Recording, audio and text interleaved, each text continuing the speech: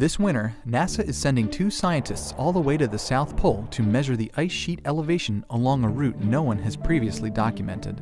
The elevation data gathered is needed to improve the accuracy of the upcoming Global Laser Altimeter mission ICESat-2, which will measure the height of Earth from orbit. Accompanied by only 2 other crew members, the NASA scientists will slowly trek along 300 kilometers around the 88 South latitude for weeks, traversing through a remote and relatively unknown icescape. But first, they need to pack.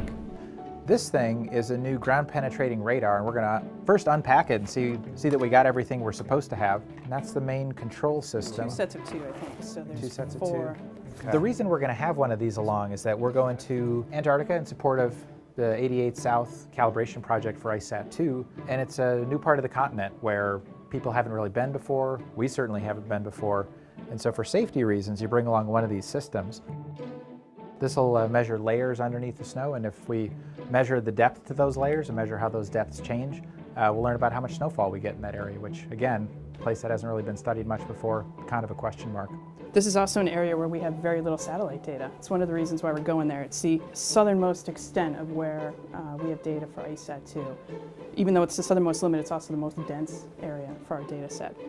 But a lot of satellites are kind of blind to this area, so there's very little information. So even though our expectations are that it's thick and slow-moving ice and we shouldn't have a problem, it's better safe than sorry.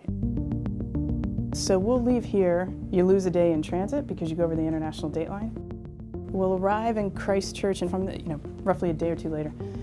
From there, there's a couple of just logistical busy things to do, and then we'll fly via military to McMurdo Station, which is on the edge of the continent, so at sea level, roughly. And that's a really large base, roughly 1,000 beds, so it's very active, but you need that number of people to run the runways, make the food, make sure people have housing. So we'll fly eventually to the South Pole.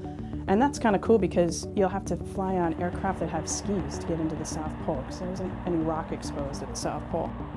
South Pole is actually at about 10,000 feet above sea level. So rather than just hit the ground and go out and set everything up and start running, we'll spend some time acclimatizing to the altitude. But we'll fly into the South Pole, we'll get our gear all set up, put it onto piston bullies with big sleds, and then we'll start driving, and our drive is about 750 kilometers round trip to get back to South Pole. Actually, do we want to ship this? No.